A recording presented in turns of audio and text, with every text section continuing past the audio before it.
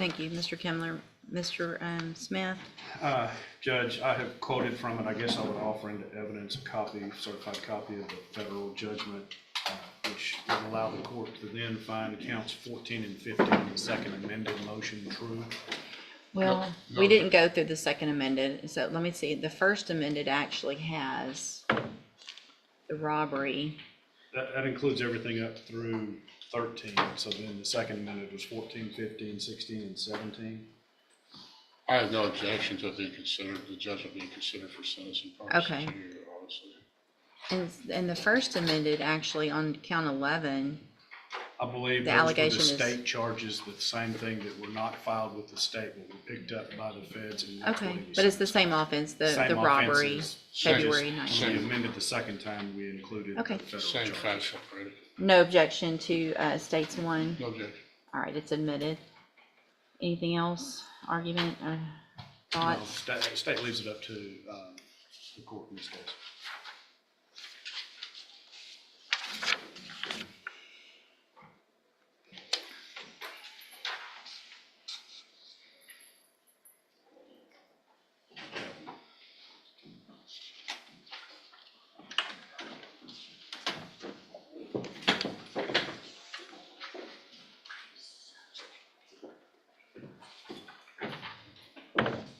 So what I'm looking at is that there was also,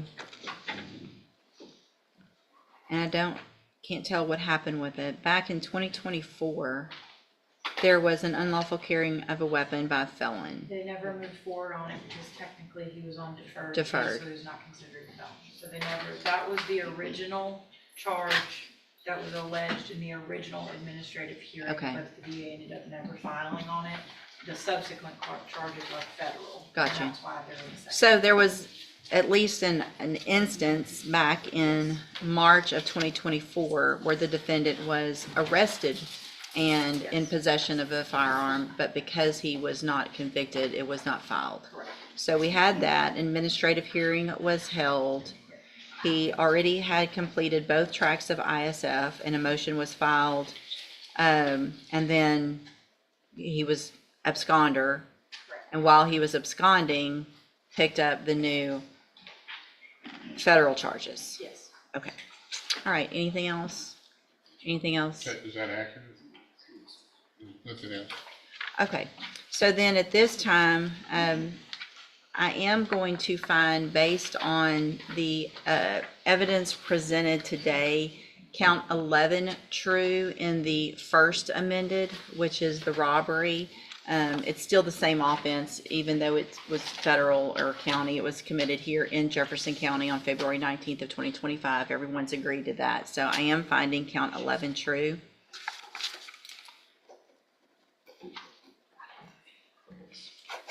And at this time, Mr. Kidd, I'm going to find sufficient evidence based on finding count 11 true, as well as your pleas of true to counts 4, 5, 8, 9, and 13 to find you guilty of the offense of robbery. I'm going to sentence you to a term of 7 years in the institutional division of the Texas Department of Corrections. You will receive credit on that sentence for any time that you've been in custody that the law gives you the right to receive. This was not an agreement, so you do have some rights to appeal. I'm going to hand you that certification. If y'all will please sign it, Mr. Yes, ma'am. Kimler, and give him that bottom copy. Also, I'm going to hand you a written admonishment regarding your ineligibility to possess a firearm or ammunition. Because of the judgment entered against you, you're ineligible under Texas law to possess a firearm or ammunition. Possession of a firearm or ammunition could lead to charges against you. Firearm is a legal term, and you should read the written admonishment I provided you to see what devices qualify as a firearm. If you have any questions about the laws that make you ineligible to possess a firearm or ammunition, or about how long that lasts, you can talk with Mr. Kimler. You need to sign that so you can get a copy of it, saying that you received a copy of that. Thank you. And did you, would you mark this, Philip, please? Thanks. You got So it. that would be 2. Yes, states 2, please.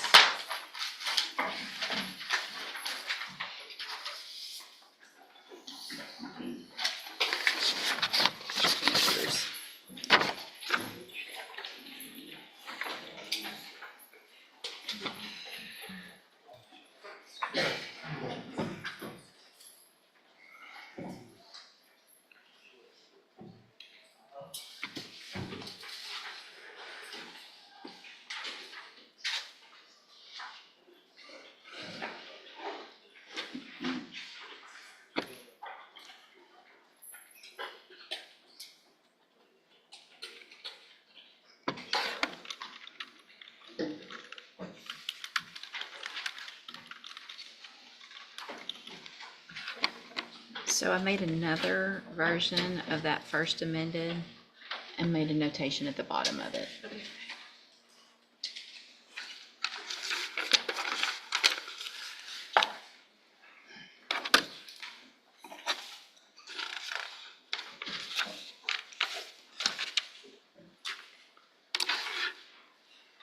Dakota Kuhn, Mr. Lewis.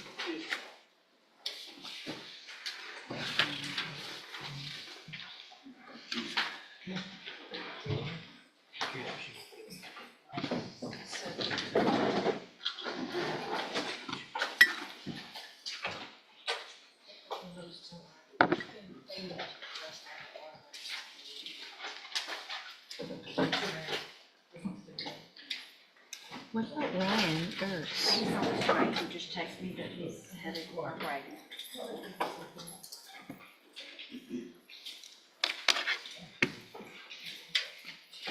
Good morning, are you Dakota Kuhn? And Mr. Lewis, will your client waive the formal reading of the motion? He does, yeah. Mr. Kuhn, in cause number 23, DCCR 0968, I have a motion to revoke your unadjudicated probation. Shows that you were placed on probation March 1st of 2024 for the lesser offense of attempted assault on a family member by impeding breath or circulation, state jail felony, and that was a 2-year deferred probation. Is that correct? Sure.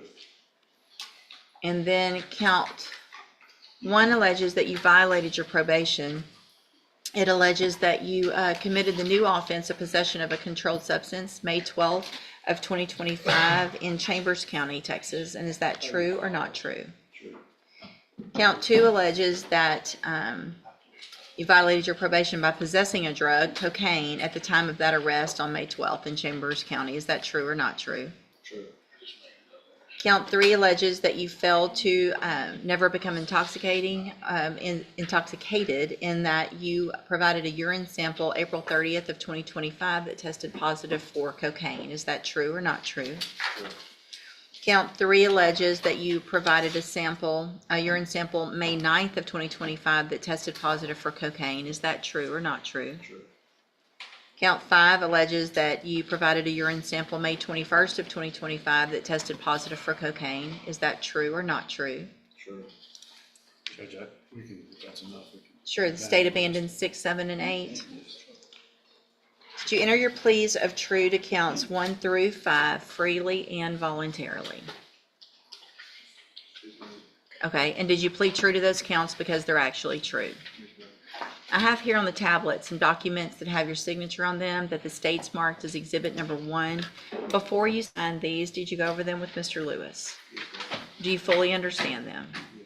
And do you understand, if I follow the agreement that you've made with the district attorney, that you'll be waiving or giving up any right to appeal? Yes, ma'am. State tenders number 1. No objection, Judge. It's admitted. Is there any evidence that Mr. Kuhn is not competent? No, Judge. All right, sir, I'm going to find that you entered your pleas of true to counts 1 through 5 freely and voluntarily. Find those counts true. Find sufficient evidence to find you guilty, and at this time find you guilty of attempted assault on a family member by impeding breath or circulation. Sentence you in accordance with your agreement. Sorry, my tablet just got to a term of 15 months in the state jail prison. You will receive credit on that sentence for any time that you've been in custody that the law gives you the right to receive. I'm going to hand you the trial court certification that shows this was an agreement that I followed, and so you've waived your right to appeal. I'm also going to hand you a written admonishment regarding your ineligibility to possess a firearm or ammunition. Because of the judgment entered against you, you're ineligible under Texas law to possess a firearm or ammunition. Possession of a firearm or ammunition could lead to charges against you. You should read that written admonishment to see what devices qualify as a firearm or ammunition. Also, if you have any questions about how long that lasts or any of those laws, you can talk to Mr. Lewis. All right, good luck to you, sir. You can go back with the bailiff. I was going to try to shorten it. That didn't work. I need to write out what I want to say. I did it once right today, and that was it. Just too many words.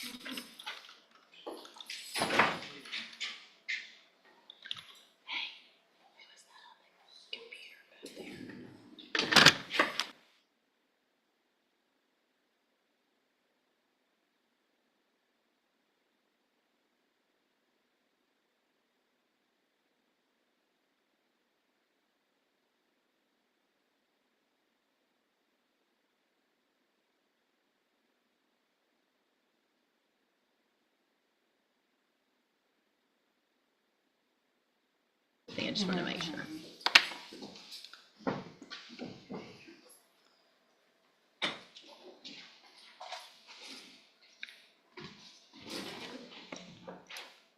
Mr. Lewis, you've got Camden Jackson.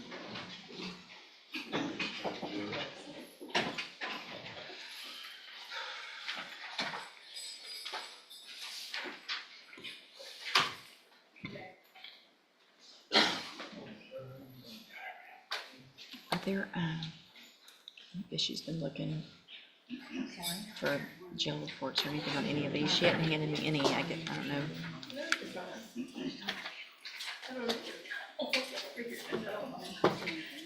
Shouldn't be any of that. Okay, my computer's stuck. Good morning, are you Camden Jackson? No. And this is 25 DCCR 0114. Mr. Jackson is charged with engaging in organized criminal activity. Mr. Lewis, what is the announcement? Well, Judge, this is one that we reset from the last setting because he had not been getting his medication, was trying to get that taken care of. Shortly after the setting, he was able to get his medication and has been on his medication since. And since he's been on the medication, we don't have any jail write-ups or any issues of what we previously have been seeing before all this started. Okay. And Yeah, I remember. I did send an email, made a call about that. Okay. right. Okay, so where are we now? Well, I've talked with the state about the situation, and we were in hopes that now since we've got this issue resolved with this medication, he can go ahead with the ISF condition, and so we can continue on. But that's what this whole came from, that he was, MTRP was This filed. shows, sorry, it doesn't show MTRP on here. Yeah, Okay, sorry. No, I'm Okay, so, Judge, if I may, I'd like Ms. Lopez to give her input. I think she has a little bit of a different opinion. Obviously, we all differ in court, but I trust Ms. Lopez's opinion on this. we haven't gone through the motion, gotten any pleas on the motion or anything like that. no, we didn't do any of that. Okay, Ms. Lopez, would you raise your right hand, please, ma'am? Do you swear affirm the testimony you're going to give in this hearing will be the truth, the whole truth, and nothing but the truth? Thanks. So what's your position, I guess? Well, Your Honor, I would like to point out just a couple things. Originally, this all transpired because he was sentenced to ISF and you had told him to get no further write-ups at the jail. He then received another write-up, and it was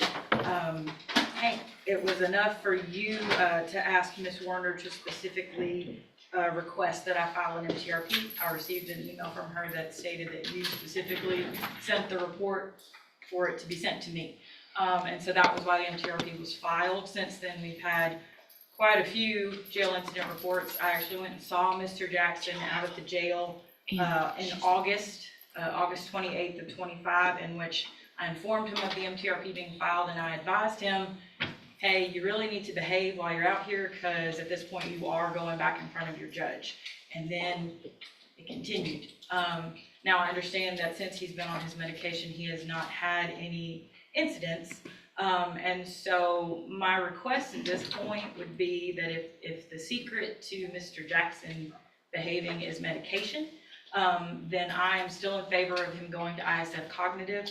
However, I would suggest that he be placed on the mental health initiative caseload, forensic caseload afterwards, because if the only way Mr. Jackson is going to be able to function and behave in society is with mental health meds, then he needs to be on the mental health caseload. Absolutely. Additionally, however, I would say that it needs to be established that he be on zero tolerance, because if he's acting like this at the jail, I don't need him acting like this in the community. Agreed. And then I would also truthfully suggest that once he completes the mental health caseload, he then come to the high medium risk caseload, because additionally, if he needs all this help in order to behave, he needs to have serious supervision long-term or longer term. That's not to say that he won't ever end up on a regular felony caseload, but if he's having this much trouble behaving in the jail, it tends to say that he needs a little more assistance. I don't disagree with any of that. Do you, Mr. Lewis? No, I don't, Judge. This was definitely a situation where, this is once I was appointed, of course, I had him evaluated for competency, and then to the point where when I realized that he hasn't been on any medication the entire time he's been in custody, that definitely stuck out to me. Just the fact that in this short time since he's been on his medication has made this difference, then definitely those issues for his mental health issues need to be addressed. to make sure that, through probation, he does get the help he needs, the proper vehicles for him to be successful.